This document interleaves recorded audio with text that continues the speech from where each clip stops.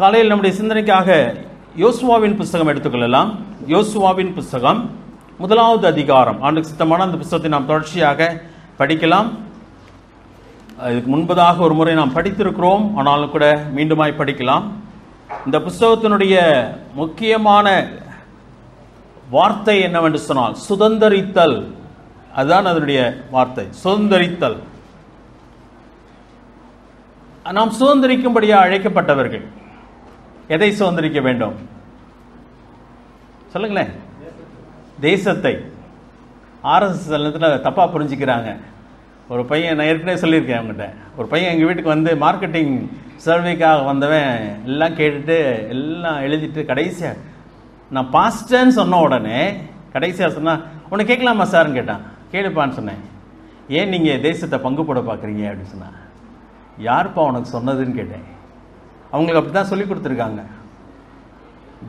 தேசத்தை சுதந்திரிப்போன்னு நம்ம பாட்டெலாம் பாடினோன்னு அவங்க என்ன நினச்சிக்கிறாங்கன்னா இந்த கிறிஸ்தவ நாடா மாற்றி இவங்க ஆட்சிக்கு வரணும்னு பார்க்குறாங்கன்னு நினைக்கிறாங்க. அல்ல, அது இல்லை. நமக்கு எதுதான் முக்கியம்? இந்த பூமி முக்கியம் இல்லை, நிலம் முக்கியம் இல்லை. எது முக்கியம்? ஆத்துமாக்கள். ஆண்டவர் உலகத்தை நேசித்தான்னு சொல்லுகிறார். இவ்வளவாய் உலகத்தில் அன்பு கூர்ந்தா. உலகம் என்று சொன்னால் இந்த மண்ணல்ல. தேவன் யாரு தான் அன்பு கூர்ந்தா? நம்மிலே அன்பு கூர்ந்தார். திரளான ஜனங்களை பார்த்தவர் மனதுருகினார். தேவன் நம்மை சுதந்திரிக்கும்படியாக அழைத்திருக்கிறார். சுதந்திரிக்க வேண்டும். சும்மா உட்காந்துருந்தா சுதந்திரிக்க முடியுமா? மீன் பிடிக்கணும்னு நினச்சிட்டு போய் கடற்கரையிலே உட்காந்துருக்கீங்கன்னு வச்சுக்கோங்க, இல்லை ஆத்தங்கரையில் உட்காந்துருக்கீங்க, குளத்துக்கரையிலேயே உட்காந்துட்டு இருக்கீங்கன்னு வச்சுக்கோங்க, மீன் பிடிச்சிடலாமா? இல்லை, பிடிக்க முடியாது. தூண்டில் போடணும், வலை போடணும், அப்போ தான் பிடிக்க முடியும். புறப்பட்டு போனால் தான் நமக்கு என்ன கிடைக்கும்? ஆத்துமாக்கள் கிடைக்கும். தேவனுக்காக நாம் செயல்பட வேண்டும். அதனால தான் ஆண்டு சொல்கிறாரு, போடு, வலையை போடுன்னு சொல்கிறார். பேதுருட்ட சொல்லுகிறார். ராமுல்ஸு முயற்சி எடுத்த ஆண்டவரே, ஒன்றுமே அகப்படலைன்னு சொல்கிறாங்க. நம்ம கூட பல முறை முயற்சி எடுக்கிறோம், என்ன கிடைக்கல? ஒன்று கூட கிடைக்கல. அதனால என்ன பண்ணிடுறோம்? சரி, வலையை கழுவிட்டு என்ன பண்ணிடுறோம்? ஓரத்தில் போய் உட்காரலாம் நினைக்கிறோம். இல்லை, ஆண்டு சொல்கிறார், வலையை போடு. ஆழத்தில் தள்ளிட்டு போய் வலையை போடுன்னு சொல்கிறார். ஆகப்பட்டுச்சா? ஆகப்படலையா? ஆகப்பட்டது. திரளான மீன்கள் ஆகப்பட்டது. அதே போல தேவன் நம்மை சுதந்திரிக்கும்படியாக அழைத்திருக்கிறார். யோசுவாவின் புஸ்தகத்தில் முதல் 12 அதிகாரங்களை பார்ப்போமானால் வாக்குத்தத்த பூமியை சுதந்திரிப்பதை பற்றி அது சொல்லுகிறது. தேவன் அவர்களுக்கு வாக்கு கொடுத்ததா? யாருக்கு வாக்கு கொடுத்தார்? முதலாவதாக ஆபிரகாமுக்கு வாக்கு கொடுத்தார். நான் உனக்கு தேசத்தை கொடுப்பேன்னு சொல்லுகிறார். உன்னுடைய சந்ததிக்கு அதை நான் கொடுப்பேன்னு சொல்லுகிறார். நான் காண்பிக்கிற தேசத்துக்கு நீ புறப்பட்டு போ என்று சொல்லுகிறார். அதற்காக உன் தேசத்தையும் உன் இனத்தையும் உன் தாப்பனுடைய வீட்டையும் விட்டு புறப்பட்டு போ என்று சொல்லுகிறார். ஆபிரகாம் போனானா? போகலையா? போனான். புறப்பட்டு போனான். புறப்பட்டு போய் அந்த தேசத்தில் இருக்கும் பொழுது, ஒருவேளை அவன் உயிரோடு கூட இருக்கும் பொழுது அந்த தேசம் அவனுக்கு சொந்தமாகவில்லை. ஆனால் அவனுடைய சந்ததிக்கு அதை தேவன் கொடுக்கிறார். அது எங்கு நிறைவேறுகிறது? யோசுவாவின் புஸ்தகத்தில் தான் அது நிறைவேறுகிறது. முதல் 12 அதிகாரங்கள் வாக்குத்தத்தம் பண்ணப்பட்ட பூமியை சுதந்திரிப்பதை பற்றி பேசுகிறது. 13வது அதிகாரத்திலிருந்து 21வது அதிகாரம் வரைக்கும் அந்த வாக்குத்தத்தம் பண்ணப்பட்ட பூமியானது பங்கிடப்படுகிறது. 12 கோத்திரங்கள் அதை பங்கிட்டுக் கொள்ளுகிறவர்களாக இருக்கிறார்கள். தேவன் அதை அவளுக்கு பங்கிட்டுக் கொடுக்கிறார் யோசுவாவின் மூலமாக. 22, 23, 24 அதிகாரங்கள் யோசுவாவின் கடைசி வார்த்தைகளாக இருக்கிறது. அவன் ஜனங்களோடு கூட பேசுகிறவனாக இருக்கிறான். அதோடு கூட அவன் மரிக்கிறவனாகவும் இருக்கிறான் இந்த புஸ்தகத்தில். சரியா? இப்போ 1 முதல் 12 வாக்குத்தத்த பூமி சுதந்திரிக்கப்படுகிறது. 13லிருந்து 21 பூமியானது, அந்த வாக்குத்தத்த பூமி பங்கிடப்படுகிறது. 22லிருந்து 24 வரைக்கும் யோசுவாவின் கடைசி வார்த்தைகளாக இருக்கிறது. ஆண்டவர் இந்த புத்தகத்தை நமக்கு ஆசீர்வதித்து கொடுப்பார்னு சொல்லி நான் நம்புகிறேன். சரியா? முதல் வசனத்தை நான் வாசிக்கிறேன். என்னோடு கூட கவனமாக கவனித்துக் கொண்டே வர வேண்டும். அதாவது, நாம் பரலோகத்தை சுதந்திரிக்கும்படியாக மட்டும் தேவன் நம்மை அழைக்கவில்லை. தேசத்தை சுதந்திரிக்கும்படியாக தேவன் நம்மை அழைத்திருக்கிறார். தேசம் என்று சொன்னால் மக்களை அவருக்கு சொந்தமாக நாம் மாற்ற வேண்டும். யோவான் எடுத்துக்கொள்ளலாமா? ஒரே ஒரு வார்த்தை சொல்கிறேன். 10வது அதிகாரம் 16வது வசனம். யோவான் சுவிசேஷம் 10வது அதிகாரம். யோசுவாவை கையில் வச்சுக்கோங்க. யோவான் 10வது அதிகாரம் 16ஆம் வசனத்தை வாசிக்கிறேன். இந்த தொழுவத்தில் உள்ளவைகள் அல்லாமல் வேறே ஆடுகளும் எனக்கு உண்டு, அவைகளையும் நான் கொண்டு வர வேண்டும். அவைகளின் சத்தத்துக்கு செவி கொடுக்கும். அப்பொழுது ஒரே மந்தியும் ஒரே மெய்ப்பனும் ஆகும். இந்த வார்த்தையை நல்லா கவனிங்களேன். மறுபடியும் நான் வாசிப்பேன், அப்படியே கவனிங்க பாருங்க. இந்த தொழுவத்தில் உள்ளவைகள் அல்லாமல் வேறே ஆடுகளும் எனக்கு உண்டு அப்படி சொல்றார். எனக்கு என் ஆடு அங்க இருக்கு, வெளியே இருக்கு சொல்றார். இப்போதைக்கு இந்த தொழுவத்தில் அது இல்லை, ஆனா இருக்குன்னு சொல்கிறார்.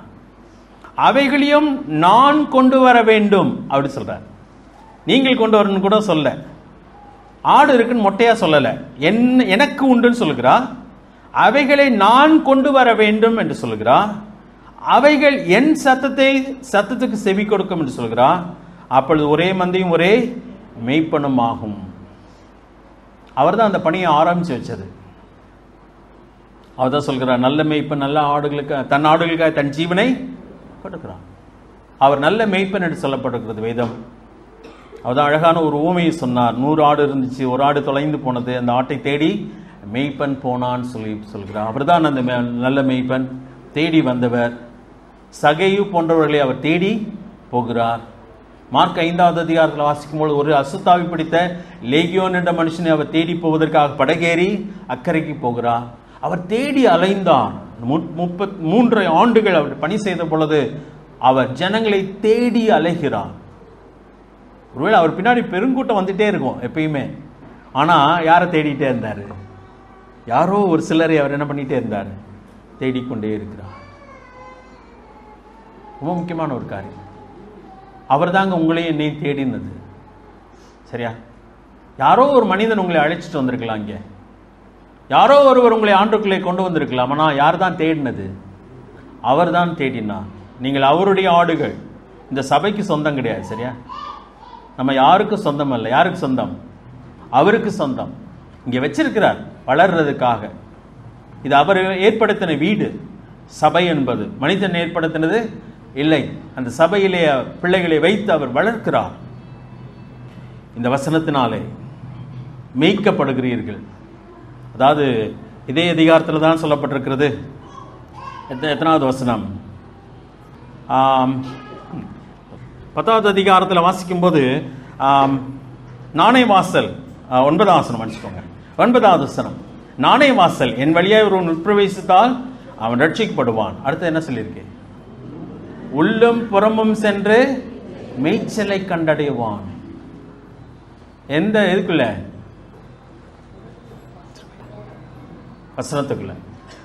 இந்த சபை என்ன பண்ணுகிறது அப்படின்னு சொன்னா, உங்களை எதுக்குள்ள மேய்க்கிறது? வசனத்துக்குள்ள. வசனம்தான் போஜனம். மனுஷன் அப்பத்தினால் மாத்திரமல்ல தேவனுடைய வாயிலிருந்து புறப்படுகிற ஒவ்வொரு வார்த்தையினாலும் பிழைப்பான். வசனம். இன்னைக்கு அதுதான் பிசாசு ஒதுக்க பார்க்கிறான். நிறைய கிறிஸ்தவர்கள் என்ன, நிறைய விசுவாசிகள் எதை வாசிக்கிறது கிடையாது. இப்ப இதை வாசிக்கிறது நேரம் இல்லை. இது வாசிக்கலன்னு நீங்க பட்டினியா கிடக்குறீங்கன்னு அர்த்தம். நீங்க பட்டினியா கிடந்தீங்கன்னா என்ன ஆயிருவீங்கன்னு அர்த்தம்? ஒரு நாள் பலவீனப்பட்டு செத்து போவீங்க. ஒரு பிரயோஜனமற்றவர்களாய் மாறி விடுவோம். இப்ப நமக்கு தேவன் அருமையாய் கொடுத்திருக்கிற இந்த வார்த்தை என்ன பண்ணணும்? ஆலயத்துக்கு எதுக்காக வரணும்? அட்டெண்டன்ஸ் கொடுக்கறதுக்காக இல்லை, தேவனுடைய வசனத்தை கேட்பதற்காக வருகிறோம். எதற்காக வேதத்தை வாசிக்கிறோம்? நான் புஷ்டி ஆகணும். எதற்காக புஷ்டி ஆகணும்? ஆடு குட்டி போடணும். சரியா? யார் குட்டி போடணும்? ஆடா மேய்ப்பனா? சொல்ல மாட்டீங்க பார்த்தீங்களா? ஏன்னா உங்களை ஆண்டு கேள்வி கேட்பார்ல, என்ன யார் குட்டி போடணும்? ஆடு தான் குட்டி போடணும். சரியா? அதில் நானும் ஆடுதான். நானும் ஆடுதான் ஒரு வகையில். உங்களை நான் மேய்க்க தேவன் என்னை அழைத்திருந்தாலும் நானும் ஆடாக இருக்கு, நானும் குட்டி போடணும். சரியா? நான் பிள்ளை பெறுறதை பற்றி சொல்லலை. சரியா? ஆத்துமாக்களை ஆதாயம் பண்ண வேண்டும். பெரிய வேலைங்க. குட்டி போடாத ஆடை என்ன சொல்லுவீங்க? மலட்டாடு. வெரி குட், உனக்கு தான் தெரியும் ஆடு வளர்க்குறதுனால. சரியா? மலடு ஆடு அது ரொம்ப நல்லதா? வேஸ்ட் இல்லை? வேஸ்ட். பாருங்களேன், நம்ம வீட்டில் குழந்தை இல்லைன்னு சொன்னால் நம்மளை என்ன சொல்லுவாங்க? எவ்வளோ வருத்தம் பாருங்களேன், எவ்வளோ வேதனைப்படுகிறோம்ல. கோயில் கோயிலாக ஏறி இறங்கி கொண்டிருக்கிற மக்கள் பெருங்கூட்டம் உண்டு. எதுக்காகனா பிள்ளை வேணும். ஆத்துமாக்களுக்காக நம்ம அப்படி அலைகிறோமா? ரட்சிக்கப்பட்டதிலிருந்து நீங்க எத்தனை ஆத்துமாவை ஆண்டுக்குள்ள கொண்டு வந்திருப்பீங்க? உங்களுக்கு சொந்தமா இல்லையா? அநித்தியமான பொருளினாலே நித்தியத்திலே உங்களை ஏற்றுக்கொள்வார் உண்டாகும்படிக்கு நண்பர்களை, சிநேகிதர்களை சம்பாதியுங்கள். எத்தனை பேரை சம்பாதிச்சிருக்கிறீங்க? எத்தனை ரூபாய் சம்பாதிச்சிருக்கீங்கன்னு ஆண்டு கேட்கல. அதெல்லாம் இங்கே விட்டுட்டு தான் போகணும். கோடி கோடியா சம்பாதிச்சாலும் விட்டுட்டு போகணும். ஆனால் எத்தனை ஆத்துமாக்களை நாம் சுதந்திரிக்க அழைக்கப்பட்டவர்கள். நல்லா புரிஞ்சுக்கோங்க. அதை மனசில் வச்சு முதல் வசனத்தை வாசிக்கலாம். யோசுவாவின் புஸ்தகம் 1வது அதிகாரம் 1 வசனத்தை வாசிக்கிறேன்.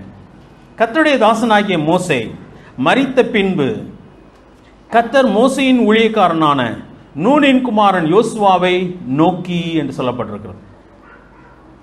மோசே மரித்து போகிறான். இன்னும் ஜனங்கள் எங்க போகல? கானான் தேசத்துக்குள்ளே போகவில்லை. சரியா? மோசே கானான் தேசத்துக்குள்ளே போகணும்னு சொல்லி ரொம்ப ஆசைப்பட்டான். ஆண்டவரே மறுபடியும் மறுபடியும் கேட்கிறான். ஆண்ட முடியாதுன்னு சொல்லிட்டார். ஒரு காரணம், அவன் ஒரு தவற்றை செய்து விட்டான். அப்ப ஆண்டவர் அவனை அனுமதிக்கல. அப்ப ஆண்டவர் அவனை எதற்காக தான் அழைத்தார் என்று சொன்னால், யாத்திராகமம் 3வது அதிகாரம் 10வது வசனத்தில் இங்க பார்க்கும் பொழுது, இந்த வசனத்தை கவனமா வாசித்தீங்கன்னா, ஆண்டவர் மோசேயை எதற்காக அழைத்தார்னா, ஜனங்களை கானான் தேசத்துக்குள்ளே கொண்டு போய் சேர்க்கும்படியாக அழைக்காமல், வாசிக்கலாமா 10ஆம் வசனத்தை? நீ இஸ்ரவேல் புத்திரராகிய என் ஜனத்தை எகிப்திலிருந்து அழைத்து வரும்படி உன்னை பார்வோனிடத்திற்கு அனுப்புவேன் வா என்று சொல்கிறார். அப்ப எதுக்காக தான் அழைச்சார்? அழைக்கும் போதே வெளியே கொண்டு வரதுக்காக. வெளியே கொண்டு வரதுன்னா கானானுடைய எல்லை மட்டும் அவன் கொண்டு விட்டான். அவனுடைய பணி முடிஞ்சிருச்சு. சரியா? சொல்லும் பொழுது மோசேயானவன் நியாயப்பிரமாணத்திற்கு படமாக இருக்கிறான். நியாயப்பிரமாணத்திற்கு படமாக காணப்படுகிறான். நியாயப்பிரமாணம் நம்மை ரட்சிக்காது. நியாயப்பிரமாணத்தில் மிஸ்டேக் எதுவும் இல்லை, தப்பு இல்லை. சரி, தேவன் அழைத்தது உண்மைதான். ஆனால் மோசே தவறு செய்ததுனால எங்க போக முடியல? அவனுள்ளே போக முடியவில்லை. ஜனங்களையும் அவனாலே உள்ளே அழைத்து கொண்டு போக முடியவில்லை. நியாயப்பிரமாணம் முழுமையானது தான். ஆனால் நியாயப்பிரமாணத்தை கை கொள்ளும்படியாக நம்மிடத்தில் ஆண்டு சொன்ன பொழுது நாம் தவறு செய்தபடினாலே நியாயப்பிரமாணம் மூலமாக நாம் ரட்சிக்கப்பட முடியவில்லை. யோசுவாவை பற்றி பார்க்கும் பொழுது அவன் மேசியாவுக்கு இரட்சகருக்கு அடையாளமாக அவன் காணப்படுகிறான். அவன் தான் ஜனங்களை வாக்குத்தத்தத்தின் பூமிக்குள்ளாக அழைத்து கொண்டு போகிறவனாக இருக்கிறான். சரியா? ஓகே. ஒரு காரியம், தேவன் நம்மை வித்தியாசமான பணிகளுக்காக அழைக்கிறார். நல்லா புரிஞ்சுக்கோங்க. இந்த டிசைபிள்ஷிப்னு சொல்லுவாங்க, சீஷத்துவம், சீஷர்களாக மாற்றுவது. சபை இரண்டையுமே செய்கிறது. ஜனங்களை வெளியே இருக்கிறவங்களை எங்க கொண்டு வருது? உள்ளுக்கு கொண்டு வருகிறது. அதுக்கப்புறம் சபை இன்னொன்று என்ன செய்கிறது?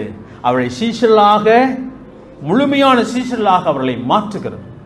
உள்ளே வரும்போது சீஷனாக அவர்கள் சம்மதித்து வருகிறார்கள். அவ்வளவுதான். அதனால்தான் மத்தேயு 28வது அதிகாரம் சொல்லும்போது சீஷர் ஆக்குங்கள் சொன்னா அவனை 100% சீஷன் ஆக்குறது கிடையாது. அவன் ரட்சிக்கப்பட்ட உடனே சீஷனாக அவன் சம்மதித்து விடுகிறான். ஆண்டவர் அவனை சீஷனாக ஏற்றுக்கொள்கிறார். ஆனால் அதற்கு பின்பதாக உபதேசம் பண்ணுகிறதுனாலே அவன் யாராய் மாறுகிறான்?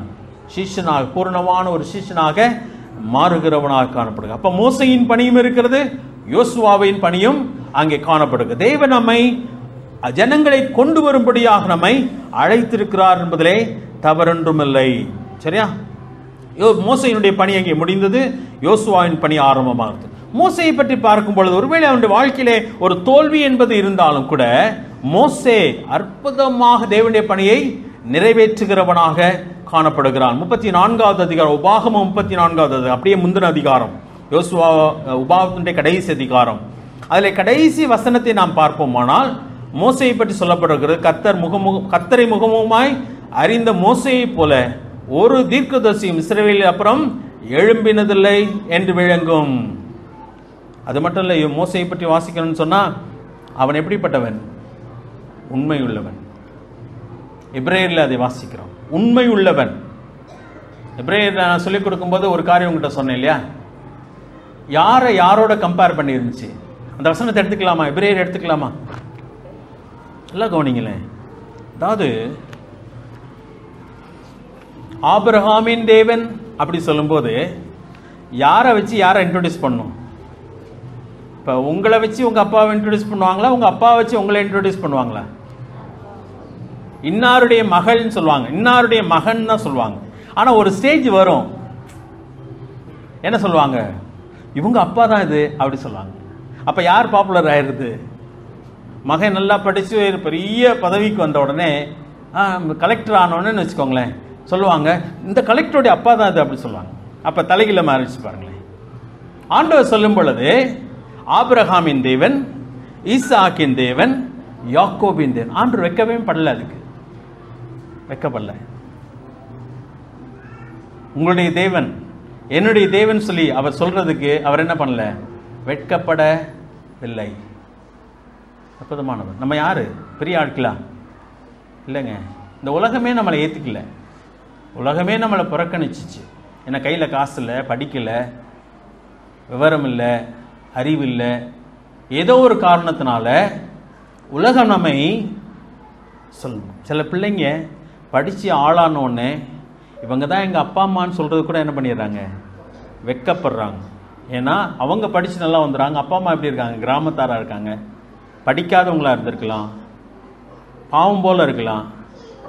அப்போ தன்னுடைய ஃப்ரெண்ட்ஸ்கிட்ட அப்பான்னு சொல்கிறது கூட அவங்க வெட்கப்படுகிற பிள்ளைகள் உண்டு, நிறைய கேள்விப்பட்டிருக்கோம். ஆனால் நம்முடைய தேவன், வானத்தையும் பூமியும் உண்டாக்கின தேவன் அப்படி இல்லை. ஆண்டவர் அழைக்கிறார். இந்த மோசையை பற்றி ஒரு குறிப்பு வாசிக்கும்போது எபிரேயர் எடுத்துக்கொள்ளுங்கள். எபிரேயரில் 3வது அதிகாரம் எடுத்துக்கொள்ளலாம். எபிரேயர் 3வது அதிகாரம் 2வது வசனத்தை வாசிக்கலாம். மோசே தேவனுடைய வீட்டில் எங்கும் உண்மையுள்ளவராய் இருந்தது போல இவரும் தம்மை ஏற்படுத்தினவருக்கு உண்மையுள்ளவராய் இருக்கிறார். மோசே உண்மையாய் இருந்தது போல இயேசு கிறிஸ்துவும் தேவனுக்கு உண்மையுள்ளவராய் இருக்கிறான்னு சொல்லியிருக்கு. அது வைக்கப்படல. ஆண்டவர் இதில் புத்தகத்தில் எழுதி வச்சுக்கார். அப்படிதான் இயேசு கிறிஸ்து உண்மையா இருந்தது போல மோசே உண்மையாய் இருந்தான் என்று சொன்னால் அது நியாயமான ஒரு காரியம். ஆனா இங்க எப்படி சொல்லியிருக்கு? மோசே உண்மையுள்ளவனாய் இருந்தது போல அவரும்னா இயேசு கிறிஸ்துவை பற்றி தான் அந்த இடத்துல பேசப்பட்டு வருகிறது. அவரும் உண்மையுள்ளவராக இருந்தான்னு சொன்னா மோசே எவ்வளவு உண்மையுள்ளவனாய் இருந்திருக்குன்னு கொஞ்சம் யோசித்து பாருங்களேன். உபாகமம் 3வது அதிகாரம் 12வது அதிகாரம் 7வது வசனம். என்னாகமம் 12வது அதிகாரம் 7வது வசனம். என் தாசனாகிய மோசே அப்படிப்பட்டவன் அல்ல, என் வீட்டில் எங்கும் அவன் உண்மையுள்ளவன். இது என்ன கான்டெக்ஸ்ட்னு சொல்லி பார்த்தீங்கன்னா, ஆரோனும் மிரியாமும் மோசேக்கு விரோதமாக பேசுறாங்க. என்ன பேசிட்டாங்க? 2வது வசனத்தை பாருங்க. கர்த்தர் மோசையை கொண்டு மாத்திரம் பேசினாரோ, எங்களை கொண்டும் அவர் பேசினதில்லையோ என்றார்கள். கர்த்தர் அதை கேட்டார். கோவம் வந்துருச்சு அவருக்கு. வந்துட்டாரு. வந்து என்ன சொல்றாரு? மோசே எப்படிப்பட்டவன் இல்லை, நீ சொல்ற மாதிரி ஒரு ஆள் கிடையாது, அவன் என் வீட்டில் எங்கும் உண்மையுள்ளவன். சாதாரணமான ஆள் இல்லை. யார் யாரையோ நான் பார்த்துருக்கேன், யார் யாரையோட நான் பேசியிருக்கிறேன், ஆனால் மோசே எப்படிப்பட்டவன்? வித்தியாசமானவன் சொல்கிறான். அப்ப மோசே ரொம்ப உண்மையுள்ளவன். 40 ஆண்டுகள் எகிப்தின் பார்வோனுடைய அரண்மனையில் இருந்தான்.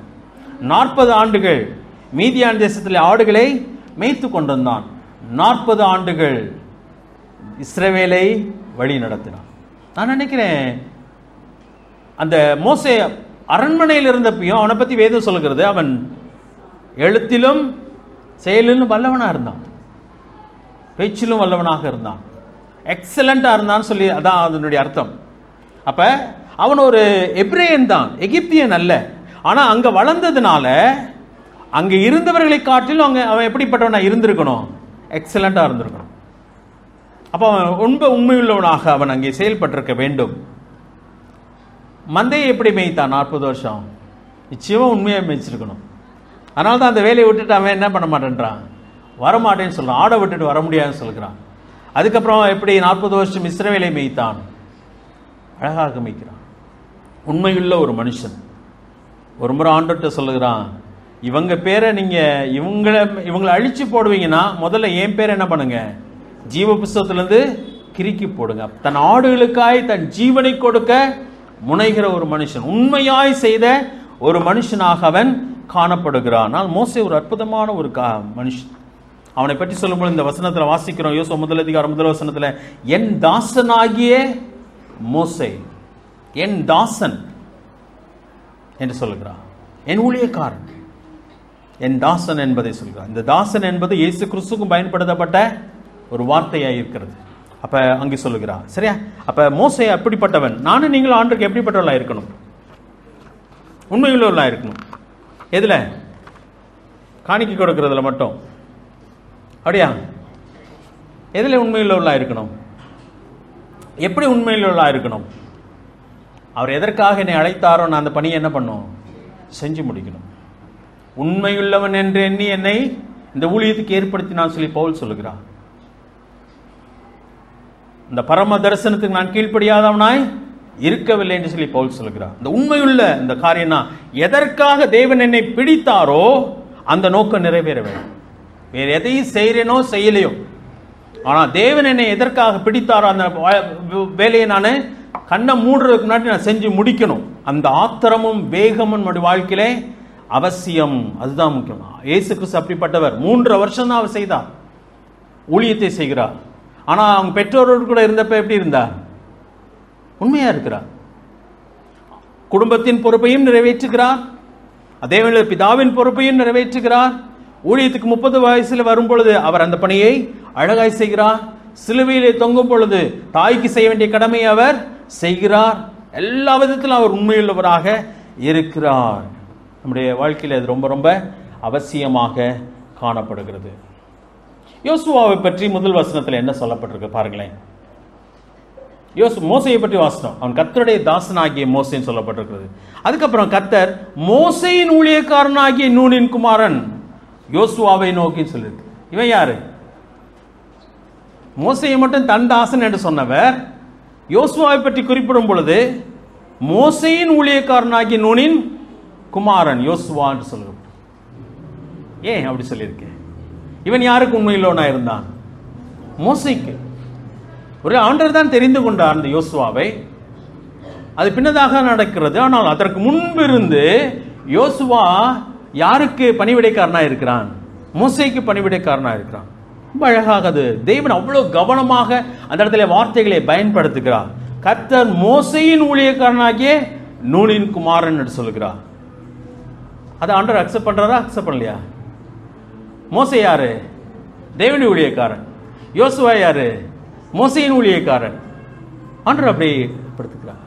அப்ப மோசே ஒரு முறை சொல்லுகிறான், நான் மலையின் உச்சியிலே போய் நான் காத்திருப்பேன், நீ கீழே என்ன பண்ணு, அமலேக்கியரோட கூட யுத்தம் பண்ணு, ஜனங்களை சேர்த்து கொண்டு சொல்றான். யோசுவா எந்த வார்த்தையுமே சொல்லலைங்க. போய் என்ன பண்ணுகிறான்? யுத்தம் செய்கிறான். என்ன நீங்க மட்டும் மேல, நான் மட்டும் அதுக்கு யுத்த காலத்துக்கு போனோம் அப்படின்னு கேட்கல. அவன் அதை செய்கிறான், செய்து வெற்றியை கொண்டு வருகிறான். அதே மாதிரி இன்னொரு முறை சொல்லும்போது சீனாய் மலையிலே யாரோடு கூட ஏறி போனான்? எல்லா மக்களும் பயந்தாங்க. யாத்ராமத்தில் வாசிக்கிறோம். சீனாய் மலை என்ன பண்ணிட்டு புகைந்தது, புகைக்காடா இருந்தது, மின்னலும் இடியும் பயங்கரமா இருக்குது. தேவன் பேசும்போது ஜனங்கள்லாம் கதறினாங்க, ஆண்டவரே நீங்க பேச வேண்டாம், மோசே எங்களோடு கூட பேசட்டும், மோசே நீங்க பேசுங்க, இல்லாட்டி நாங்க செத்து போயிடுவோம் சொன்னாங்க. ஆனா யோசுவா மட்டும் என்ன பண்ணுகிறார்? மோசே கூட்டிக்கிட்டு மலைக்கு போனான். ஆனா ஒருவேளை பாதி வழியில் அவனை விட்டுட்டு என்ன பண்ணுகிறான்? மோசே தேவனுடைய சமூகத்திலே காத்திருந்தார். எத்தனை நாள் காத்திருந்தார்? தேவனுடைய சமூகத்திலே இருந்தார். எத்தனை நாள்? 40 நாட்கள். இப்போ யோசுவா எங்க உட்கார்ந்து இருந்திருக்கணும்? நடுவில். மக்கள் கீழே இருக்காங்க. சரியா? யோசுவா பொறுமையாக அங்கே இருக்கிறான். ஏன்னா தேவனுடைய ஊழியக்காரன் எங்க இருக்கிறாரு? தேவனுடைய சமூகத்தில் இருக்கிறாரு. அவருக்காக வந்தவன். ஆனா கீழே என்ன நடந்துருச்சு? நல்லா கவனிச்சுவாங்க. கீழே என்ன நடந்துருச்சு? அவங்க அப்செட் ஆயிட்டாங்க. 40 நாள் ஆச்சு, தலைவனுக்கு என்ன ஆச்சோ தெரியல. ஆனால் ஒரு கண்ணுக்குட்டியை செய்வோம் சொல்லி எல்லாரும் சேர்ந்து ஒரு கண்ணுக்குட்டியை செய்து அதை வணங்கி கொண்டாட ஆரம்பிச்சிட்டாங்க. ஆனா யோசுவா எந்த தடுமாற்றமுமே இல்லை. அவன் காத்திருக்கிறான். ஆண்டவரிடத்திலே பலகையை வாங்கி கொண்டு, கற்பலகைகளை வாங்கி கொண்டு மோசே கீழே இறங்கி வருகிறான். யார் இருக்கிறா? யோசுவா. உண்மையான ஒரு மனுஷன், மோசேக்கு உண்மையான ஒரு ஊழியக்காரனாக இருக்கிறான். இன்னொரு இடத்திலே பார்க்கும் பொழுது என்னாகமம் 13வது அதிகாரத்திலே அங்கே அவன் அனுப்பப்படுகிறான். என்ன ஆகும்? 13வது அதிகாரத்தில் வாசிக்கும் பொழுது அவன் 12 பேரை அனுப்புகிறார்கள் வேவு பார்க்கும்படியாக, கானான் தேசத்தை வேவு பார்க்கும்படியாக. எல்லாரும் போயிட்டு வந்து அவங்க ஜெயிக்க முடியாதுன்னு சொல்லிட்டாங்க. ஜெயிக்க முடியாது. தேசம் நல்ல தேசம்தான். ஆனால் 28ஆம் வசனம், 13வது அதிகாரம் 28ஆம் வசனத்தில், ஆனாலும் அந்த தேசத்தில் குடியிருக்கிற ஜனங்கள் பலவான்கள், பட்டணங்கள் அரணிப்பானவைகளும் மிகவும் பெரியவைகளுமாய் இருக்கிறது. அங்கே ஏனோக்கின் குமாரனை நம்ம போக முடியாதுன்னு சொல்லிட்டாங்க. அதுக்குள்ள நான் ரொம்ப நேரம் செலவழிக்க விரும்பல. ஆனா யோசுவாவும் காலேபும் என்ன சொன்னார்கள்? 14வது அதிகாரம் 6வது வசனத்தை வாசிக்கலாம். தேசத்தை சுற்றி பார்த்தவர்களில் நூனின் குமாரனாகி யோசுவாவும் எப்னேயின் குமாரனாகிய காலேபும் தங்கள் வஸ்திரங்களை கிழித்துக் கொண்டு இஸ்ரேல் புத்திரரை நோக்கி அமைதலா இருக்க சொல்றாரு. 8ஆம் வசனம், கர்த்தர் நம்மேல் பிரியமாயிருந்தால் அந்த தேசத்தில் நம்மை கொண்டு போய் பாலும் தேனும் ஓடுகிற அந்த தேசத்தை நமக்கு கொடுப்பார். கர்த்தருக்கு விரோதமாக மாத்திரம் கலகம் பண்ணாதிருங்கள். உண்மையான ஒரு மனுஷன். 10 பேர் மெஜாரிட்டி நெகட்டிவா பேசுறாங்க. ஆனா காலேபும் இவனும் மட்டும் எப்படி பேசுறாங்க? வித்தியாசமா பேசுறாங்க. நீங்க எந்த நிலையில வைக்கப்பட்டிருந்தாலும், லூக்காவை பத்தி நான் அடிக்கடி உங்களுக்கு சொல்லுவேன் இல்லையா? லூக்கா ஒரு டாக்டர், மெடிக்கல் டாக்டர். ஆனா லூக்கா அப்போஸ்தலனாகிய பவுலுக்கு ஒரு வேலைக்காரன். லூக்கா மாத்திரம் என்னோடு கூட இருந்தான்னு சொல்கிறார். எல்லாரும் என்னை விட்டு போய்விட்டார்கள், லூக்கா மாத்திரம் என்னோடு கூட இருந்தான் சொல்ற. எப்ப? பவுல் மரிக்கிறது கொஞ்சம் முன்னாடி, விசாரணை நேரத்தில், இடுக்கமான நேரத்தில் லூக்கா கூட இருக்கிறார். நான் நினைக்கிறேன் லூக்காவுடைய வேலை என்னன்னா, லூக்கா புஸ்தகம் எழுதியிருக்கிறார். ஒரு நல்ல சரித்திர ஆசிரியர். சரியா? லூக்கா சுவிசேஷத்தை வாசிக்கிறோம். அப்போஸ்தலர் நடவடிக்கைகளையும் யார் தான் எழுதுனது? லூக்கா எழுதுகிறார். ஆனா அதே நேரத்தில் யாருக்கு மருத்துவம் பார்த்திருப்பாரு? பவுலுக்கு. ஏன்னா பவுலுக்கு என்ன இருந்தது? ஒரு பலவீனம் இருந்தது, ஒரு முள் என்று சொல்லுகிறார். அப்ப அவர் கீழே விழுந்து போகும் பொழுதோ, பலவீனப்பட்டு போகும்போதோ கூட இருந்து அவரை தாங்கின மனுஷன் யார் தான்? லூக்கா. லூக்கா அப்போஸ்தலன் அல்ல. லூக்காவை தேவன் எங்கேயாவது ஊழியக்காரனை அழைத்தாரா? தெரியல. ஆனால் ஊழியக்காரனுக்கு ஊழியக்காரனாய் நின்று அந்த பணியை அவர் செய்கிறார். அந்த பணியை செய்தனாலேயோ என்னவோ தெரியல, ஆண்டவர் அந்த அவர் எழுதின லூக்காவையும் லூக்கா சுவிசேஷத்தையும் அப்போஸ்தலர் நடவடிக்கைகள் எதுல இருக்கு? பைபிள்ல இருக்குங்க. அப்போஸ்தலர் எழுதின புஸ்தகம் அநேகம், பெரிய பெரிய தீர்க்கதரிசிகள் எழுதின புஸ்தகம். ஆனால் அதுல யாருடைய புஸ்தகம்லாம் இருக்கு? லூக்கா, அப்போஸ்தலர் நடவடிக்கைகள் இருக்கு. அற்புதமான ஒரு காரியம். தேவன் நம்மை அழைத்த இடத்துல உண்மையுள்ளவர்களா இருக்க வேண்டும். இவனுக்கு கீழே என்ன நம்ம வேலை பார்க்கறது? இப்படி இருந்தா நம்ம எப்படி உயர முடியும் அப்படின்னு நினைக்கிற உலகம். இன்னைக்கு எல்லாருமே எக்ஸிக்யூட்டிவ் டைரக்டரா மாறணும், டாப்ல வரணும் சொல்றாங்க. அப்படி ஆசை தவறான ஆசை கிடையாது. ஆனால் உங்களை உயர்த்துகிறது யாரை தான் வரணும்? உயர்த்தணும். ஆண்டவர் உயர்த்துகிறார்.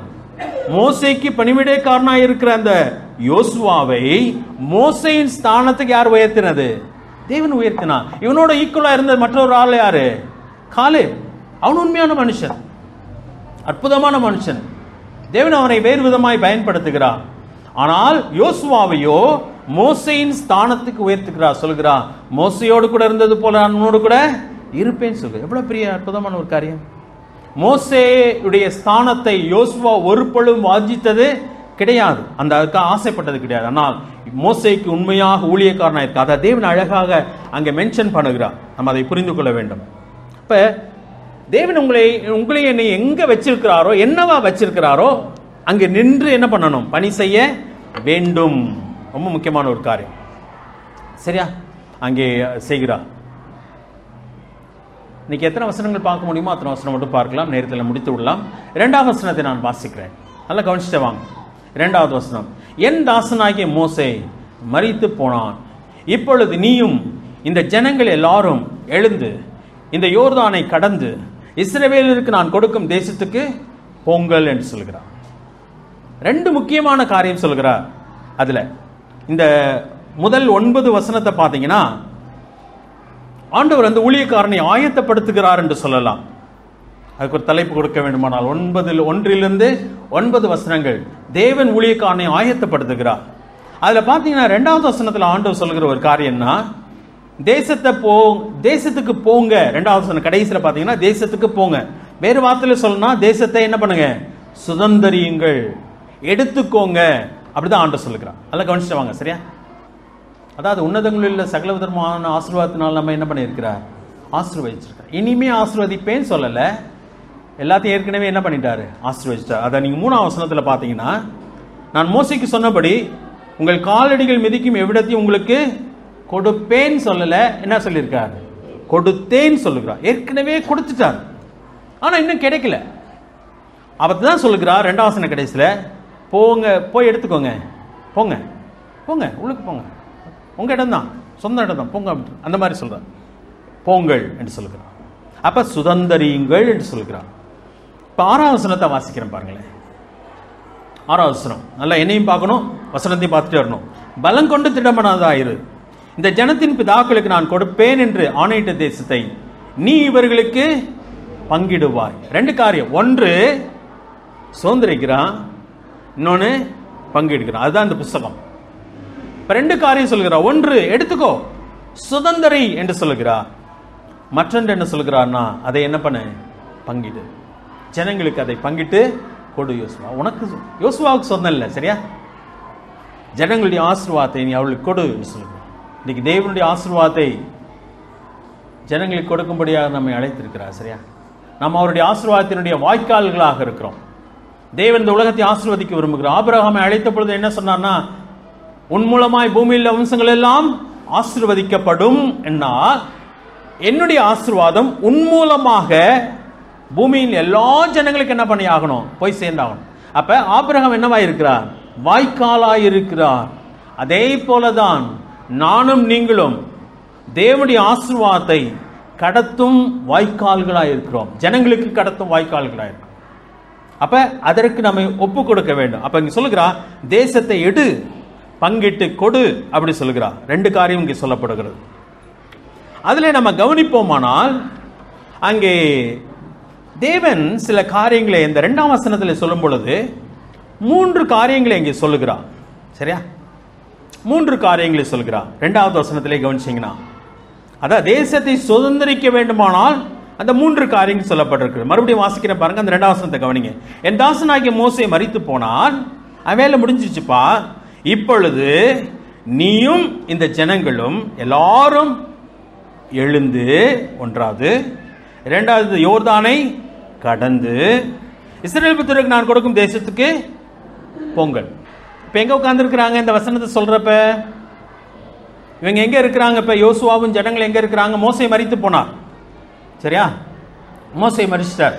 34வது அதிகாரத்துல தான் பாருப்பா, தூரத்துல இருந்து எதை பார்த்துக்கோ, தேசத்தை பார்த்துக்கோ சொல்லி மோசையை பார்க்க வச்சிட்டார். அப்ப கண்ணால பார்க்கக்கூடிய தூரத்துல அவங்க இருக்காங்க. இடையில யோர்தான் நதி இருக்கு. யோர்தான் நதிக்கு அங்கிட்டு என்ன இருக்கு? தேவன் சொன்ன தேசம் இருக்குது. அப்ப யோர்தானை கடக்கவில்லை, அவ்வளவுதான். அப்ப இங்கிட்டு இருக்கிறாங்க அவங்க. மோசே ஏற்கனவே மலை மேல ஏறி ஊரெல்லாம் என்ன பண்ணிட்டாரு, பார்த்துட்டாரு. ஆனா ஆண்டு சொல்லிட்டாரு, நீ போக முடியாது மோசேன்னு சொல்லிட்டார். அங்கேயே மோசையை தேவன் என்ன பண்ணுகிறார், அடக்கம் பண்ணுகிறார். அது எந்த வசனத்துல வாசிக்கிறோம்? அதெல்லாம் ரொம்ப அழகானதுங்க. 34வது அதிகாரம் உபாகம் 34ல 6ஆம் வசனத்தை பார்த்தீங்கன்னா 5, 6 மட்டும் வாசிக்கிறேன். அப்படியே கர்த்தரின் தாசனாகிய மோசே மோவாப் தேசமான அவ்விடத்திலே கர்த்தருடைய வார்த்தையின்படி மரித்தான். அவர் அவனை மோவாப் தேசத்தில் உள்ள பெத் பேயோருக்கு எதிரான பள்ளத்தாக்கிலே அடக்கம் பண்ணினார். இந்நாள் வரைக்கும் ஒருவனும் அவன் பிரேத குழியை அறியான். யார் அடக்கம் பண்ணது? ஆண்டவரே மோசே அடக்கம். ஃபியூனரல் சர்வீஸ் மட்டும் அவர் பண்ணல, அடக்கம் பண்ணதே அவர் தான். பெட்டி இறக்குனது யார் தான்? அவர். மண்ணை போட்டது யார் தான்? அவர். கூலிக்கு ஆள் வச்சு செய்யல. பெரிய ஹானர் யாருக்கு? மோசைக்கு. வேறு யாரையும் கர்த்தர் அடக்கம் பண்ணினான்னு சொல்லி எங்கேயுமே நம்ம வாசிப்பது கிடையாது. ஆனால் மோசையை கர்த்தர் அடக்கம் பண்ணுகிறார். அந்த மோசையை பற்றி தான் சொல்லும் பொழுது, மோசே உண்மையா இருந்தது போல இயேசு கிறிஸ்து என்ன பண்ணினார்? உண்மையா இருந்தார். மோசே அப்படிப்பட்டவன் அல்ல, அவனுக்கு முன்னாடி விரோதமாக பேசுறீங்கன்னு சொல்லி காரி துப்பிவிட்டார். யார் மேல? மிரியாம் மேல. 7 நாள் வெண்குஷ்டம் பிடிச்சு பாளையத்துக்கு வெளியே இருக்கிறார். இப்போ மோசே மேல எவ்வளவு வெறி பாருங்களேன் ஆண்டவருக்கு. என்னை கனம் பண்ணுகிறவனை நான் கனம் பண்ணுவேன். ஆண்டவர் நம்மை நேசிக்கிறார். நான் அவருக்கு வைராக்கியம் காராட்டுவேன், ஆனால் அவரும் எனக்கு வைராக்கியம் பாராட்டுவார். இந்த இடத்துல அப்ப ஆண்டவர் சொல்லுகிறார், என்ன பண்ண, முதல்ல எந்திரின்னு சொல்லிட்டார். எங்க செட்டில் ஆயிட்டாங்க, இந்த பாளையம் இறங்கினார்கள் சொல்லி நிறைய நீங்க ஆத்திராமத்தில் வாசிப்பீங்க. எங்கெல்லாம் போறாங்களோ அங்க பாளையம் இறங்குவா. பாளையம் இறங்குறதுன்னா என்ன அர்த்தம்? டென்ட் போட்டு அங்க கொஞ்ச நாள் இருப்பாங்க. கர்த்தருடைய மகிமையும் அங்க இருக்கும். என்ன டென்ட்லாம் போட்டுருவாங்க, ஆசரிப்பு கூடாரத்தையும் அடிச்சிருவாங்க. அப்ப அங்க டென்ட் போட்டுட்டாங்கன்னா கொஞ்ச நாள் அங்க இருப்பார்கள். நான் நினைக்கிறேன் சில இடத்துல வருஷக்கணக்காக கூட இருந்திருப்பார்கள். அப்போ உட்கார்ந்தாச்சுன்னா எந்திரிக்கிறது கஷ்டம் இல்லையா? ஒரு இடத்துல செட்டில் ஆகிடுச்சுன்னா என்ன, எந்திரிக்கிறது கொஞ்சம் கஷ்டம்தான். அதனால தான் ஆண்டவர் என்ன சொல்றாரு, எந்திரின்னு சொன்னார். சரியா? அது ரொம்ப முக்கியமான ஒரு காரியம். ஆபிரகாம்கிட்ட கூட சொல்றாரு, உன் தாப்புண்டை வீட்டையும் உன் இனத்தையும் உன் தேசத்தையும் உன் தாப்புண்டை வீட்டையும் விட்டு புறப்பட்டு நீ போ. கஷ்டமான காரியம். செட்டில் ஆன இடத்துல இருந்து புறப்படுறது ரொம்ப ரொம்ப கஷ்டம். ஆண்டவர் அனுப்புகிறார். மதுரையை சுத்தின கழுதையும் போகாதுன்னு வாங்க. அப்ப செட்டில் ஆகிட்டோம்னா, எங்கனாலுமே செட்டில் ஆகிட்டோம்னா புறப்படுறது கஷ்டம். ஆனால் ஆண்டு சொல்றாரு, நீ சுதந்திரிக்கணும்னா முதல்ல என்ன பண்ணும், எந்திரி, இடத்த விட்டு எந்திரி அப்படி சொல்றாரு. சரியா? ரொம்ப முக்கியமான ஒரு காரியம். ஃபர்ஸ்ட் ஸ்டெப் அதுதான், எந்திரிக்க வேண்டும், இருக்கிற இடத்த விடணும். அதுக்கப்புறம் இந்த யோர்தானை கடக்க வேண்டும். யோர்தானை எப்படி கடந்தாங்க? 3வது அதிகாரத்தில் நம்ம அதை வாசிக்கிறோம். 3வது அதிகாரம், அதை நம்ம பின்னாடி படிக்கலாம். 3வது அதிகாரத்தில் அவங்க கடக்கிறாங்க. யோர்தான் எப்படி போச்சு? அப்ப கரை புரண்டு ஓடியது. அவங்க முதல்ல போய் காலை வைக்கணும் ஆசாரியர்கள், அப்ப அது வழிவிடும் சொல்ல. ஸோ அது ஒரு பயங்கரமான என்ன சொல்றது, விசுவாசத்தின் செயலாக அது காணப்பட்டது. எந்திரிக்க வேண்டும், அடுத்ததாக யோர்தானை கடக்க வேண்டும். கரை புரண்டு ஓடுகிற யோர்தானை விசுவாசத்தோடு கூட அவர்கள் என்ன பண்ணணும், கடக்க வேண்டும். இதுக்கு முன்னாடி இன்னொன்று கடந்தாங்களே, எந்த இடம் அது? சிவந்த சமுத்திரம். அது 2 பக்கமும் தண்ணீர் நின்றது, 2 பக்கமும் தண்ணீர் நின்றது, நடுவிலே வழி உண்டாயிற்று. ஆனால் யோர்தானை கடக்கும் பொழுது ஒரு பக்கம் தண்ணீர் நின்றது. அப்போ கொஞ்சம் பயம் குறைச்சலாக தான் இருந்திருக்கும்ல?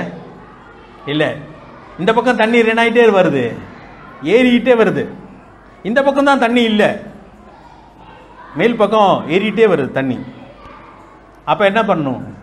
ஒருவேளை பயமாக இருந்திருக்கலாம், தெரியல, நம்ம நடக்கல. அப்போ ஏன் கடக்கிறத பற்றி இங்கே சொல்லியிருக்குன்னு சொன்னால், அது லேசான காரியமாக இருந்திருக்காது, அது கஷ்டமான காரியம்தான். ஆனால் தேவன் சொல்லுகிறார் கடக்க வேண்டும்.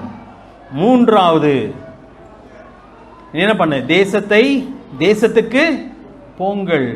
பொங்கல் சொல்ல, பொங்கல் சொன்னாங்க. யார் இருக்கா? தேசம் காலியா இருக்கா? மக்கள் இருக்காங்களா? மக்கள் இருந்தாங்க. அப்ப உள்ளுக்கு போகணும்னா எதிரி உள்ள இருக்கான், ஏற்கனவே குடியிருக்கிறாங்க. அப்ப இவங்க என்ன பண்ணணும், அவர்களோடு கூட யுத்தம் பண்ண வேண்டியதாக இருந்தது. ஒரு உதாரணம் எடுத்துக்கிட்டா எரிகோட்ட போறாங்க. எரிகோ என்ன பண்ணிருந்துச்சு, பூட்டி இருந்தது. அவங்க திறக்கவே இல்லை கதவை. சில நேரம் திறப்பாங்க, அப்புறம் பூட்டிடுவாங்க. உள்ள இருந்து வெளியே வரல, வெளியே இருந்து உள்ளுக்கு போகல, அப்படி இருந்துச்சு. பெரிய கோட்டை சுவர் இருந்துச்சு. எப்படி உள்ளுக்கு போக முடியும்? ஆண்டவர் போக சொல்லிட்டார், போன்னு சொல்றார், எப்படி போக முடியும் சொல்கிறார். ஆனா அதுவும் தேவன் செய்கிறவராக இருக்கிறார். இன்னைக்கு ஆத்துமாக்களை ஆதாயம் பண்றது லேசான காரியம் கிடையாதுங்க. முதல்ல நீங்க வீட்டுல இருந்து என்ன பண்ணணும், புறப்படணும். அதுவே பெரிய கஷ்டம். எந்திரிக்கிறது ரொம்ப கஷ்டம். ஏற்கனவே சொன்ன மாதிரி தலைவலிக்கிற மாதிரி இருக்கும், இடுப்பு வலிக்கிற மாதிரி எல்லா வழியும் வரும் அப்பதான். ஆனா நம்ம போகணும், புறப்பட வேண்டும். அடுத்ததாக சில அதாவது ஒருத்தரை போய் ஸ்டார்ட் பண்றது, ஊழியத்தை பேச ஆரம்பிக்கிறது என்ன, ஒரு ஆளை கண்டுபிடிக்கிறது நமக்கு என்ன கஷ்டமான காரியம். அவர்கிட்ட போய் பேச ஆரம்பிக்கிறது எப்படி இருக்கும், ரொம்ப ரொம்ப கஷ்டம். அதுக்கப்புறம் பேசும்போது 4 கேள்வி கேட்டுட்டாங்கன்னா நம்ம முழிக்கிற மொழி இருக்கே, அது இன்னும் ரொம்ப ரொம்ப கஷ்டம். அப்ப அது ஒரு யுத்தம். பவுல் அதை சொல்லும்போது, நல்ல போராட்டத்தை போராடினேன், ஓட்டத்தை முடித்தேன், சுவாசத்தை காத்துக்கொண்டேன். கிறிஸ்தவ வாழ்க்கை, நாம் அழைக்கப்பட்ட அழைப்பு சாதாரணமான அழைப்பு அல்ல, அது போராட்டம். ஆனால் ஜெயிக்கணுமே, ஜெயித்து ஆக வேண்டும், அநேகரை ஆண்டுக்குள்ளே கொண்டு வரணுமே, அப்படின்னா நம்ம இதை செய்துதான் ஆக வேண்டும். அப்போ யோசுவாட்ட அழகாக சொல்லுகிற 2வது வசனம், என் தாசனாகிய மோசே மரித்து போனான், இப்பொழுது நீயும் இந்த ஜனங்கள் எல்லாரும் எழுந்து இந்த யோர்தானை கடந்து இஸ்ரவேல் புத்திரருக்கு நான் கொடுக்கும் தேசத்துக்கு போங்கள். வார்த்தைகள் ரொம்ப சிம்பிளா இருக்குது, ஆனால் அதுக்கு ரொம்ப கஷ்டமான காரியம். சரியா? விரைவாக நான் சொல்லி முடிச்சிடறேன். இன்னொரு 10 நிமிஷத்துக்கு மேலே நமக்கு இருக்குது. சரியா? 3ஆம் வசனம் ஆண்டவர் என்ன சொல்றாருன்னு பார்க்கலாமா? நான் மோசேக்கு சொன்னபடி உங்கள் காலடி மிதிக்கு எவ்விடத்தையும் உங்களுக்கு கொடுத்தேன். இதெல்லாம் வாக்குத்தத்தங்கள், தேவன் கொடுத்த வாக்குத்தத்தங்கள். போங்கன்னு சொல்லிட்டார். எந்திரி, கடை, உள்ள போ அப்படி சொல்லிட்டார். சொல்லிட்டு ஆண்டவர் கீழே வாக்குத்தத்தங்களா கொடுக்கிறார். நான் மோசேக்கு சொன்னபடி உங்கள் காலடிகள் மிதிக்கும் எவ்விடத்தையும் உங்களுக்கு கொடுத்தேன். எப்படியா ஜெயிக்க பாருப்பா அப்படின்னு ஆண்டவர் சொல்லல. நான் ஏற்கனவே கொடுத்துட்டேன்ப்பா அப்படி சொல்றார். எவ்வளவு இடம் கொடுத்தாராம்? நான் மோசேக்கு சொன்னபடி உங்கள் காலடி மிதிக்கும் எவ்விடத்தையும், லிமிட்டே சொல்லல. இதே மாதிரி எங்க வாசிக்கிறோம்? ஆதியாகமம் 13வது அதிகாரம் 17ஆம் வசனத்துல வாசிக்கிறோம். ஆபிரகாம் ஆண்டவர் சொல்றாரு. சரியா? லிமிட் சொல்லல. ஆண்டவர் உங்களை எவ்வளவு பயன்படுத்த முடியும்? லிமிட் சொல்லல. 4ஆம் வாசிக்கும் பொழுது தம்முடைய வல்லமையை விளங்க பண்ணும்படியாக தேவன் உத்தமமான மனிதர் என்ன பண்ணிட்டார்? தேடிட்டே இருக்கிறார். மோசையை பயன்படுத்தினார். மோசைக்கு மேலே சிலரை பயன்படுத்த தேவன் காத்திருக்கிறார். ஆனால் மக்கள் தான் இல்லைங்க. யோசுவாவை பயன்படுத்தினார், எலியாவை பயன்படுத்தினார், அப்போஸ்தலனாகிய பவுலை பயன்படுத்தினார். அவர்களை காட்டிலும் அதிகமாய் சிலரை பயன்படுத்த அவர் விரும்பி காத்திருக்கிறார். ஆனால் மக்கள் இல்லை. அவர்களை போல தங்களை அர்ப்பணிக்கிற மக்கள் இல்லை. 13வது அதிகாரம், ஆதியாகமம் 13வது அதிகாரம் 17வது வசனத்தை வாசிக்கலாம். மோசேட்ட ஆண்டவர் என்ன சொல்கிறார்? நீ எழுந்து தேசத்தின் நீளமும் அகலமும் எம்மட்டோ அம்மட்டும் நடந்து திரி, உனக்கு அதை தருவேன் என்றார். இது எப்படி இருக்குன்னா, ஓப்பன் செக், கையெழுத்து மட்டும் போட்டு நமக்கு என்ன பண்ணிட்டாரு? கொடுத்துட்டாரு. நீ உன்னால எவ்வளவு எழுத முடியுமோ எழுது. 1 கோடி எழுதுன்னு சொன்னா உங்களுக்கு எத்தனை சைவர் தெரிஞ்சாதுன்னு எழுத முடியல. மில்லியன், பில்லியன் அப்படின்னா தலை தான் சுத்துது அப்படியே நமக்கு தெரியல. நம்ம நாட்டில் இப்போ பேசிட்டு வருது 1 லட்சம் இல்லை 1 லட்சத்தி எத்தனையோ கோடிகள். அதுக்கு எல்லாம் எப்படி சைவர் போடுறதுன்னு நமக்கு தெரியல. ஆண்டவர் சொல்றாரு, நீளம் எவ்வளவோ அகலம் எவ்வளவோ அம்மட்டும் நடந்து திரி, அதை உனக்கு தருவேன் என்றார். எப்படிப்பட்ட ஆண்டவர் நமக்கு இருக்கிறார்ல. அப்ப எதுல போட்டி இருக்கணும்? இதுல போட்டி இருக்கணுங்க. ஆண்டவர் கீழ்ப்படுகிறதுல. நான் ஆண்டவருடைய பலத்துல மோசேயை காட்டிலும் யோசுவாவை காட்டிலும் பவுலை காட்டிலும் இன்னும் பெரிய காரியங்களை செய்யணுன்ற ஆசை வேண்டும். அப்படிப்பட்ட ஆசை இருந்தால் நிச்சயமாக அதே தான் இங்கே ஆண்டவர் சொல்கிறார். காலடி மிதிக்கும் எவ்விடத்தையும் உங்களுக்கு கொடுத்தேன் என்று சொல்லுகிறார். 4ஆம் வசனத்தை பார்க்கலாம். விரைவாக வாசித்தா முடிக்க போறோம். சரியா? 4வது வசனம். வனாந்தரமும் இந்த லிபனோனும் தொடங்கி ஐப்ராத்து நதியான பெரிய நதி மட்டும் உள்ள ஏத்தியரின் தேசம் அனைத்தும் சூரியன் அஸ்தமிக்கிற திசையான பெரிய சமுத்திரம் வரைக்கும் உங்கள் எல்லையா இருக்கும். எல்லை குறிச்சிட்டார். ஆனா அதை பத்தி சொல்லும் போது 3 லட்சம் ஸ்கொயர் மைலாம். 3 லட்சம் ஸ்கொயர் மைல். அதாவது நீங்க மேப்ல பாத்தீங்கன்னா எல்லாம் சொல்ல முடியாது. அங்கே அரேபியால இருந்து ஆரம்பிக்குது. முதல் மேப் எடுத்துக்கோங்களேன்.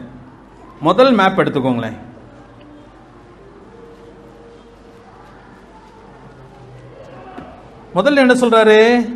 வனாந்திரம். வனாந்திரம் வந்து அரேபியா. சரியா? இப்ப அரேபியா இந்த பகுதி முழுசும் அவர் கொடுப்பேன்னு சொல்றாரு. அதுக்கப்புறம் ஐப்ராத் நதின்னு சொல்லியிருக்கு. ஐப்ராத் நதி எங்க இருக்குது? பாபிலோனை ஒட்டி வருது பாருங்க. ஐப்ராத் நதி இந்த ஏரியா முழுசும் கொடுக்கிறேன்ட்டார். முழுசும் கொடுப்பேன்னு சொல்றாரு. ஆனா அவங்க சுதந்திரிச்ச எல்லை எவ்வளவுன்னு சொன்னா 30,000 ஸ்கொயர் மைல் தான். ஸ்கொயர் மைல்ஸ் அவ்வளோதான் அவங்க பிடிச்சாங்களாம். யாரு? யோசுவாவும் இஸ்ரேல் ஜனங்களும். மீதியெல்லாம் யார் தான் குடியிருந்தாங்க? மற்றவங்க அந்த கானான் மக்களே தான் குடியிருந்தாங்க. அவங்களால பிடிக்க முடியல. நிறைய இடத்துல தோத்தும் போனாங்க. இவங்க தேவன் சொன்னபடி செய்யலை. அப்போ ஆண்டவர் முதல்ல 3ஆம் வசனத்தை சொல்லிட்டாரு, எங்கெல்லாம் உன் கால் படுதோ அது எல்லாத்தையும் உனக்கு தந்துட்டேன்னு சொல்லிட்டாரு. 4ஆம் வசனத்தை சொல்கிறா எல்லை சொல்லிட்டார். எல்லை எப்படிப்பட்ட எல்லைன்னு சொன்னா, அவங்களால பிடிக்க முடியாத நீண்ட எல்லை, பெரிய எல்லை கொடுத்திருக்கிறார். நம்ம நாட்டில் ஒரு பெரிய தேசம், நம்ம நாடு ஒரு பெரிய தேசம். எல்லா உலகத்துலேருந்து எங்கே வந்து பிஸ்னஸ் ஆரம்பிக்கலாம்னு யோசிக்கிறாங்கன்னா இந்தியாவில் வந்து, ஏன்னா பாப்புலேஷன் ஜாஸ்தி. சரியா? ஒரு எத்தனை கோடி, 130 கோடி மக்கள் இருக்காங்க. ஒருத்தரே 2 செல் வச்சுருக்கோம். சரியா? அப்போ வித்தானா எத்தனை கோடி விற்கலாம்? நிறைய விற்கலாம். அதனால தான் பயங்கரமாக த்ரைவ் ஆகுறது. இப்போ இது பிக் மார்க்கெட்னு சொல்கிறாங்க, பெரிய மார்க்கெட் இந்தியா. ஆண்டவர் நம்ம மார்க்கெட்டாக பார்க்க வேணாம், நம்ம ஆத்துமாக்களாக பார்க்கணும். எத்தனை கோடி மக்கள்? 130 கோடி மக்கள். 6 லட்சத்துக்கு மேலே கிராமங்கள் இருக்குது. நமக்கு பெரிய மார்க்கெட்டு இருக்குது. ஆண்டவர் அதை சுதந்திரின்னு சொல்கிறாரு. சுதந்திரிக்க வேணும். எவ்வளோ சுதந்திரிக்க முடியும்? நம்ம சின்ன சபை, நம்மளோட காசு இல்லை, நம்மளால் என்ன செய்ய முடியும் அப்படி சொல்கிறோம். இல்லை, யார் செய்வா? சொல்ல, நீ எங்கெல்லாம் போய் காலை வைக்கிறியோ அங்கெல்லாம் உனக்கு நான் தருவேன்னு சொல்கிறேன். சரியா? தேவன் அது செய்கிறார். எனக்கு பேச நேரம் இல்லை. சரியா?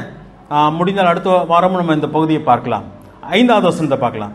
நீ உயிரோடு இருக்கும் நாளெல்லாம் ஒருவனும் உனக்கு முன்பாக எதிர்த்து நிற்பதில்லை அப்படி சொல்லிட்டார். இதெல்லாம் வாக்குத்தத்தம். என்னென்ன சொல்லிட்டாரு? கொடுத்தேன்னு சொல்லிட்டார். மிதிக்கிற இடத்துல உனக்கு கொடுத்தேன்னு சொல்லிட்டார். 4வது வசனத்தில் எல்லை குறித்து விட்டார். அது பெரிய எல்லை. அதுக்கப்புறம் 5ஆம் வசனம் சொல்கிறார், நீ உயிரோடு இருக்கும் நாளெல்லாம் ஒருவனும் உனக்கு முன்பாக எதிர்த்து நிற்பதில்லை. நல்லா புரிஞ்சுக்கோங்க. சபையை பாதாளத்தின் வாசல்கள் ஒரு கால் மேற்கொள்வது இல்லை. மோடிக்கெல்லாம் பயப்பட வேண்டிய அவசியம் இல்லை, ஆர்எஸ்எஸ்க்கு பயப்பட வேண்டிய அவசியம் கிடையாது. அவங்களெல்லாம் ஒன்றும் செய்ய முடியாது. சரியா? நம்ம ஆண்டவரை சார்ந்திருப்போமானா அவங்களால நம்மளை ஒன்றுமே செய்ய முடியாது.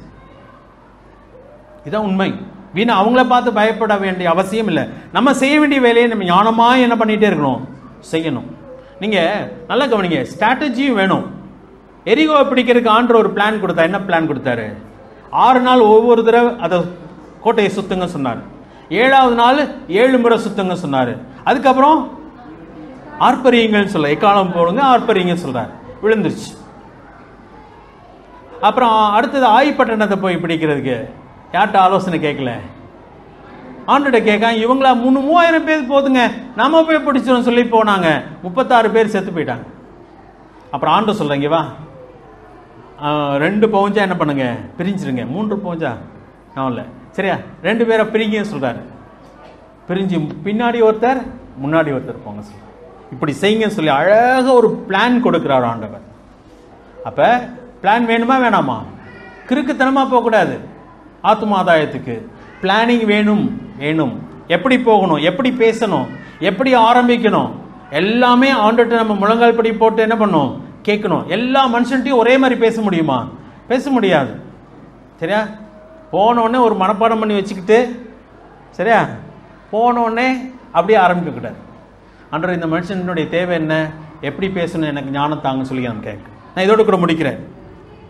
அடுத்தது ஆண்டவர் அவனிடத்திலே சொல்லுகிற காரியங்கள், சில காரியங்களை எதிர்பார்க்கிற காரியங்கள் சொல்லுங்க. அப்ப அழகாய் அங்கே சொல்லுங்க. 5ஆம் வசனத்தில் சொல்லும்போது, எதிர்த்து நிற்பதில்லை, நான் மோசையோடு இருந்தது போல உன்னோடு கூட இருப்பேன், நான் உன்னை விட்டு விலகுவதும் இல்லை, உன்னை கைவிடும். ஆண்டு அழகான வாக்குத்தத்தம்.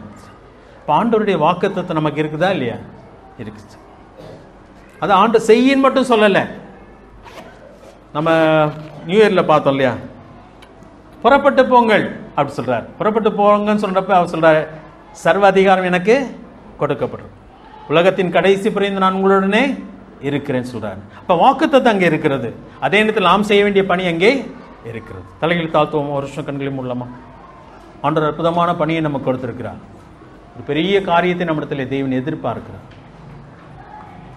அவராலே செய்ய முடியும், ஆனால் நம்மை கொண்டு அவர் செய்ய விரும்புகிறார். நம்மை கொண்டு செய்ய விரும்புகிறார். என்னாலே முடியாதுன்னு சொல்லாதீங்க. யோசுவா அப்படி சொல்லல, மோசையும் அப்படி சொல்லல. ஆரம்பத்தில் சொன்னான் என்னால முடியாது என்று சொல்லி. யோசுவா அப்படி சொல்லவே இல்லை. இன்னைக்கு ஆண்டவரத்துல என்னால் முடியாதுன்னு சொல்லாதீங்க. ஆண்டவரே, நான் உமக்கென்று செய்ய விரும்புகிறேன், உமக்காய் பெரிய காரியத்தை நான் செய்ய விரும்புகிறேன், நான் செய்ய ஆசைப்படுகிறேன். ஆண்டவரே, நான் இந்த பூமியில கண்ணை மூடுறதுக்கு முன்னாடி பெரிய காரியத்தை நான் செய்யணும் உமக்காக. நீ எதுக்காக பிடிச்சிக்கலோ அந்த காரியத்தை நான் செய்யணும். என்னால் முடியாததை நான் செய்யணும் உமக்காக அப்படி சொல்லி ஆசைப்படுவோமானால் நிச்சயமாய் தேவன் அப்படிப்பட்ட மனிதர்களை தான் தேடிக்கொண்டிருக்கிறார். செய்ய என்று சொல்லுகிறவர் உன் பலத்திலே செய்யன்னு சொல்லலை, நான் உன்னோடு கூட இருக்கிறேன்னு சொல்றார். அழகா யோசுவாட்ட சொல்லுகிறார், நான் விலக மாட்டேன்னு சொல்றேன், உன்னை கைவிடுவதில்லைன்னு சொல்றார். இன்னைக்கு நம்முடைய வாழ்க்கையில கூட தேவன் அதுதான் சொல்றார், நான் வந்துட்டு விலகவே மாட்டேன், நீ தைரியமா போ, நான் உன்னோடு கூட இருக்கிறேன். மோசையோடு இருந்த போல நான் உன்னோடு கூட இருப்பேன். தைரியமா போகலாமா? ஆண்டுக்காக செயல்படலாமா? நம்மளே ஒரு கோடு போட்டுக்கிட வேண்டாம், இதுக்கு மேல் நான் போக மாட்டேன்னு சொல்லி. ஆண்டவர் சொல்லுகிற மட்டும் போ. ஆண்டவர் சொல்லுகிறார், உன் கால் படுகிற இடமெல்லாம் உனக்கு தருவேன்னு சொல்றார். ஆபிரகாம்கிட்ட சொல்லும் பொழுது நீ அலைந்து திரி என்று சொல்லுகிறார், எல்லாத்தையும் நான் உனக்கு தருவேன்னு சொல்றேன். அவர் கொடுக்க விரும்புகிற எல்லாத்தையும் நம்மளால் சுதந்திரிக்க முடியாது, ஏன்னா அவ்வளோ பெரிய எல்லையை நம்ம கொடுத்திருக்கிறார். ஆனால் எவ்வளவு சுதந்திரிக்க முடியுமோ அவ்வளவு சுதந்திரிக்கும்படியாக அவர் நம்மிடத்தில் சொல்லுகிறார். சுதந்திரிப்போமா? எங்களை நேசிக்க நல்ல ஆண்டவரே, உடைய வார்த்தைகளுக்காக நன்றி. யோசுவாவுக்கு மட்டுமல்ல, நீர் எங்களோடு கூட பேசுகிறதுக்காக நன்றி. மோசையோடு கூட பேசின தேவன் யோசுவாவோடு கூட பேசினீர், இன்றைக்கு எங்களோடு கூட பேசுகிறீர். மோசையை கொண்டு செய்த தேவன், யோசுவாவை கொண்டு செய்த தேவன், இன்றைக்கு எங்களை கொண்டு செய்ய விரும்புகிறீர். அதற்காக நன்றி செலுத்துகிறோம் கர்த்தாவே. அவளை போல நாங்கள் நம்முடைய கருத்தில் பயன்பட எங்களுக்கு கிருபை தாரோம். இந்த பூமியை நாங்கள் மக்கென்று சுதந்திரிக்க எங்களுக்கு கிருபை தாரோம். ஆயிரமான மக்களை நாங்கள் உம்முடைய பிள்ளைகளாய் கொண்டு வர எங்களுக்கு கிருபைகளை தாரும். ஆண்டவரே, நாங்கள் பரலோகத்தில் வரும் பொழுது தோற்று போனவர்களாய் நாங்கள் நிற்காதபடிக்கு இந்த பூமியில் உமக்காய் சில காரியங்களை செய்து முடித்தவர்களாய் வந்து நிற்கக்கூடிய ஒரு கிருபை எங்களுக்கு தாரும். எங்களுடைய பலன் எவ்வளவு பெரியது என்பது முக்கியம் அல்ல, ஆனால் எங்களை அனுப்புகிறவருடைய பலன் எவ்வளவு பெரியது என்பதுதான் முக்கியம். நீ சர்வ வல்லவர், வானத்திலும் பூமியிலும் சகல அதிகாரமும் கொடுக்கப்பட்டிருக்கிறது. அதற்காக நன்றி செலுத்துகிறோம். அப்படிப்பட்ட தேவன் எங்களை அனுப்புகிறபடினாலே நாங்கள் நிச்சயமாய் போய் ஜெயிக்க முடியும் ராஜா. அந்த தைரியத்தையும் விசுவாசத்தை எங்களுக்கு தாரும். எழுந்து கடந்து சுதந்திரிக்க எங்களுக்கு கிருபை தாரும். ஆசீர்வதியும் உடைய நாமத்தை மகிமைப்படுத்தும். அந்த தேவனுடைய பிள்ளைகள் ஒவ்வொருவரையும் பேர் ஆசீர்வதியும். ஆண்டவரே, எல்லாவற்றையும் நீர் பொறுப்படுத்திக்கலாம். மீதியான காரியங்களை ஆசீர்வதித்து தாரும். எங்கள் மீட்பு ரட்சிக்கிறோமா இயேசு கிறிஸ்துவின் நாமத்தில் கேட்கிறோம் நல்ல பிதாவே, ஆமென்.